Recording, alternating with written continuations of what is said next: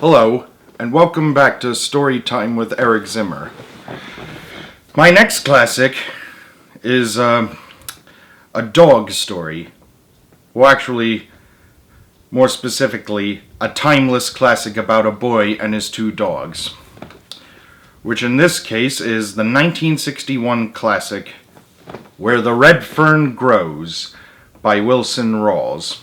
I read this book when I was in middle school, and I saw the 1974 movie adaptation not long after. Recently, I discovered the movie again on YouTube, and I remember reading the book as a kid. And I thought, why not do a read aloud of it? And so, here we are. I must warn you, though, this story is pretty dramatic at certain points, but no spoilers. So, let's begin. You ready? Alright. And he dedicated the book to his wife. To my wonderful wife, without whose help this book would not have been written. Alright. Where the Red Fern Grows. Chapter 1. And this is told from the main character's point of view, Billy Coleman, mind you. When I left my office that beautiful spring day, I had no idea what was in store for me. To begin with, everything was too perfect for anything unusual to happen. It was one of those days when a man feels good, feels like speaking to his neighbor, is glad to live in a country like ours, and proud of his government. You know what I mean, one of those rare days when everything is right and nothing is wrong. I was walking along whistling when I heard the dog fight. At first I paid no attention to it.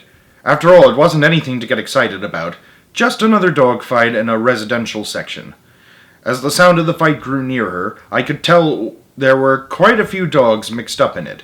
They boiled out of an alley, turned, and headed straight towards me. Not wanting to get bitten or run over, I moved over to the edge of the sidewalk. I could see that all the dogs were fighting one. About 25 feet from me they caught him, and down he went. I felt sorry for the unfortunate one. I knew if something wasn't done quickly, the sanitation department would have to pick up a dead dog. Ugh. I was trying to make up my mind to help when I got a surprise. Up out of that snarling, growling, slashing mess reared an old red-bone hound. For a second I saw him. I caught my breath. I couldn't believe what I had seen. Twisting and slashing, he fought his way through the pack and backed up under the low branches of a hedge. Growling and snarling, they formed a half-moon circle around him. A big bird dog, bolder than the others, darted in. The hedge shook as he tangled with the hound. He came out so fast he fell over backwards. I saw that his right ear was split wide open. Ugh. It was too much for him, and he took off down the street, squalling like a scalded cat. Another thing I must warn you, the details in this book can be extremely graphic at times. You have been warned. A big, ugly cur tried his luck.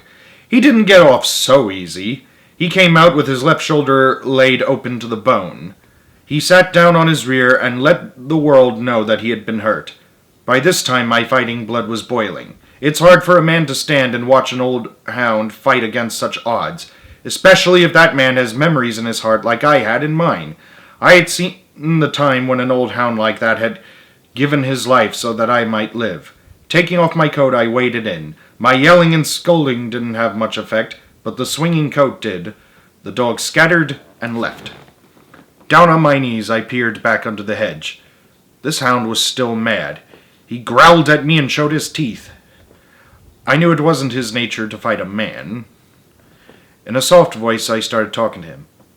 "Come on, boy," I said. "It's all right. I'm your friend. Come on now."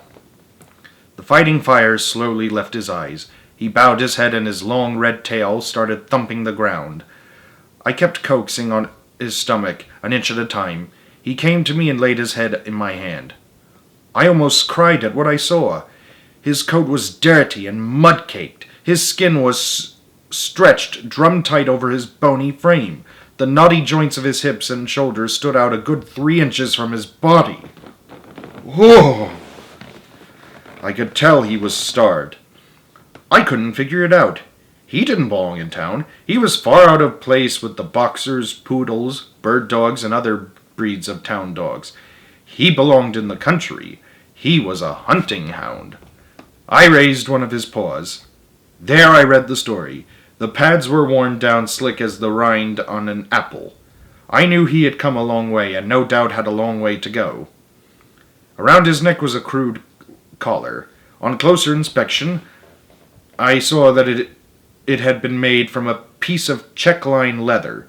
2 holes had been punched in each end, and the ends were laced together with a baling wire. As I turned the collar with my finger, I saw something else. There, scratched deep in the tough leather, was the name Buddy. I guessed that the crude scribbly letters had probably been written by a little boy, especially since it was spelled Buddy instead of a Y. It's strange indeed how memories can lie dormant in a man's mind for so many years. Yet those memories can be awakened and brought forth, fresh and new, just by something you've seen, or something you've heard, or the sight of an old familiar face.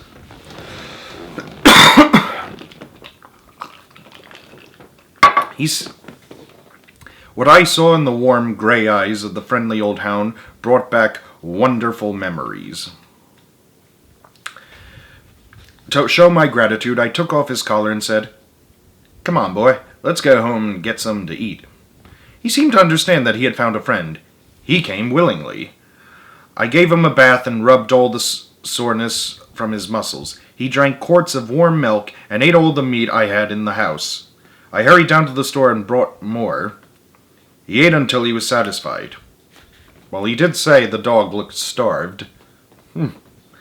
He slept all that night and most of the next day. Late in the afternoon, he grew restless. I told him I understood, and as soon as it was dark, he could be on his way. I figured he had a much better chance if he left town at night. That evening, a little after sundown, I opened the back gate. He stopped out. He walked out, stopped, turned around, and looked at me. He thanked me by wagging his tail. With tears in my eyes, I said, "You're more than welcome, old fella. In fact, you could have stayed here as long as you wanted to." He whined and licked my hand. I was wondering which way he would go. With one final whimper, he turned and headed east. I couldn't help smiling as I watched him trot down the alley. I noticed the way his hind quarters shifted over to the right, never in line with the front, yet always in perfect rhythm. His long ears flopped up and down, keeping time with the jogging motion of his body. Yes, they were all there, the unmistakable marks of a hunting hound. Where the alley emptied into the street, he stopped and looked back. I waved my hand. As I watched him disappear in the twilight shadows, I whispered these words. "Bye, old fella. Luck. Good hunting." I didn't have to let him go. I could have kept him in my backyard, but to pen up a dog like that is a sin. It would have broken his heart. The will to live would have slowly left his body. I had no idea where he had come from, or where he was going. Perhaps it wasn't too far, or maybe it was a long, long way. I tried to make myself believe that his home was in the Ozark Mountains, somewhere in Missouri, or Oklahoma. It wasn't impossible, even though it was a long way from the Snake River Valley in Idaho. That's probably where he lives now. Billy, that is. I figured something drastic must have happened in his life, as it is very unusual for a hound to be traveling all alone. Perhaps he had been stolen, or maybe he had been sold for some much-needed money. Whatever it was that had interrupted his life, he was trying to straighten it out. He was going home to the master he loved, and with the help of God, he would make it. To him, it made no difference how long the road, or how rough or rocky it was. His old red feet would keep jogging along, on and on, mile after mile. There would be no crying or giving up.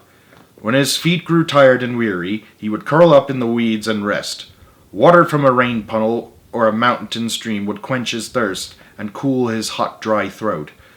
Food found along the way, or the offerings from a friendly hand, would ease the pangs of hunger. Through the rains, the snows, or the desert heat, he would jog along, never looking back. Some morning he would be found curled up on the front porch. The long journey would be over. He would be home. There would be a lot of tail wagging and a few whimpering cries. His warm, moist tongue would caress the hand of his master. All would be forgiven. Once again the lights would shine in his dog's world. His heart would be happy. After my friend had disappeared in the darkness, I stood and stared at the empty alley. A strange feeling came over me. At first I thought I was lonely or sad, but I realized that wasn't it at all. The feeling was a wonderful one. Although the old hound had no way of knowing it, he had stirred memories, and what priceless treasures they were! Memories of my boyhood days, an old KC baking powder can, and 2 little red hounds. Memories of a wonderful love, unselfish devotion, and death in its saddest form. As I turned to enter my yard, I started to lock the gate, and then I thought, no, I'll leave it open. He might come back. I was about halfway to the house when a cool breeze drifted down from the rugged Tetons. It had a bite in it, and goose pimples jumped out on my skin. I stopped at the woodshed and picked up several sticks of wood. I didn't turn on any lights on it upon entering the house. The dark, quiet atmosphere was a perfect setting for the mood I was in. I built a fire in the fireplace and pulled up my favorite rocker. As I sat there in silence, the fire grew larger. It crackled and popped. Firelight shadows began to shimmer and dance around the room. The warm, comfortable heat felt good. I struck a match to light my pipe. As I did, 2 beautiful cups gleamed from the mantel. I held the match up so I could get a better look. There they were, sitting side by side. One was large, with long, upright handles that stood out like wings on a mourning dove. The highly polished surface gleamed and glistened with a golden sheen. The other was smaller, made of silver. It was neat and trim, and sparkled like a white star in the heavens. I got up and took them down. There was a story in those cups. A story that went back more than half a century. As I caressed the smooth surfaces, my mind drifted back through the years.